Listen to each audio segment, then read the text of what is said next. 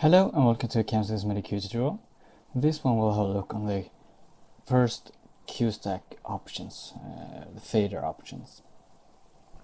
So to access the options, you select the playback and then press Q stack and then options, or you can triple click to access them. And we want to look at this kind of page, the fader page, today. So the options we got on top is fader activate stack and fader release stack. So what that means is that, as you can see, it's deactivated because it's not lighting up red. But if I move this upwards, it means that that it's activated, so the fader has activated that. If I bring this down, you can see that it deactivates.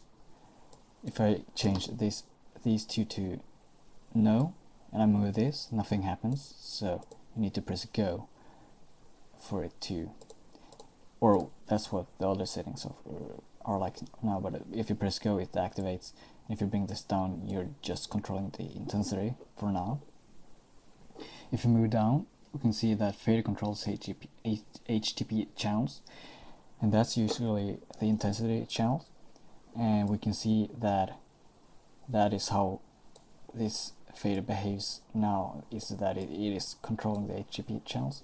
So if we just uncheck that no, you can see that it's now the same intensity. Fader controls LTP channels. Well, right here I got a simple color stack. If I bring this up just slightly, you can see that the color snaps to full. And LTP channels is basically anything else than the intensity. So if I change that to yes, oops, wrong stack. If I change that to yes, when I bring this up, you can see that it's fading towards the value programmed. So this is kind of the percentage of the value which you had recorded. So yellow, I can bring this to green and fade it up, and you can see how it works like that. Absolute channels is that right now you're fading from the values of the the base stack or whatever is programmed. So if I bring up the yellow, you can see it fades from red, and as I'm adding the yellow, it goes to orange and then to yellow. But if I change to absolute channels, it will kind of start from 0% instead. So if I bring this up, you can see it snaps to white and then fades to yellow. So that's the difference there. Now FX size and FX speed. I got a test FX here. As you can see, when I move the fader, it's kind of, at the moment it snaps to whatever is programmed. If I change this size to yes, oops, that's the wrong stack again. Whoops. If I change the control size to yes and move the fader upwards now, you can see that as I'm moving the fader, it goes from the effects go from small to big, or to whatever is programmed. So this is kind of the percentage of the size this time. If I do the reverse and I set the speed, it snaps to full. But if I got the fader at a low level, it will kind of be just almost stand still. But if I move it upwards, the speed will increase. And you can of course combine these two to get a really smooth fading for the FX. And there we go. Now the fader controls manual crossfades. We go back to the first. It means that if I set this to yes, I can now crossfade between the cues, the current cue and the next cue by moving the fader. Like this. And then upwards again. And if I, oops, no, we're not going to use that cue, I can just, bring it back. Slightly, kind of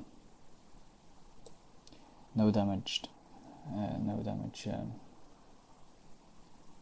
there, I guess. And so that's that option. Controls timing. Make sure we got the cue timing on. And then if you set this to yes, this is the slowest time, so if I press, go now, or if I bring it down slightly, you can see, okay, so when the fader is at the top, you got its slowest, timing, as you can see now. If I bring it to the middle, it will be a little faster. If I bring it to the bottom here, it will kind of snap almost. So here you kind of choose the time for the crossfade. So I'm going to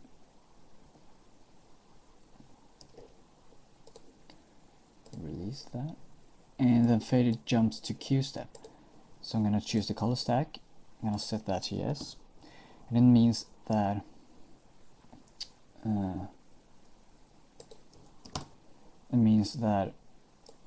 wherever you place so it will divide the cue stack into kind of steps along the fader levels. So we got 3 cues in this stack, which means that one cue, if you got the fader at the bottom, one cue will be here, and the other one will be in the middle, and the last one will be on top. So I can choose what cue to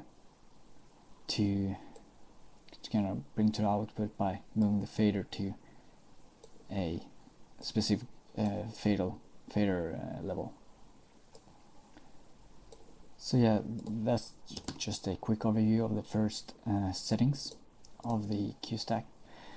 The first cue stack settings. We'll try to cover the rest, most of them, later. So thanks for watching.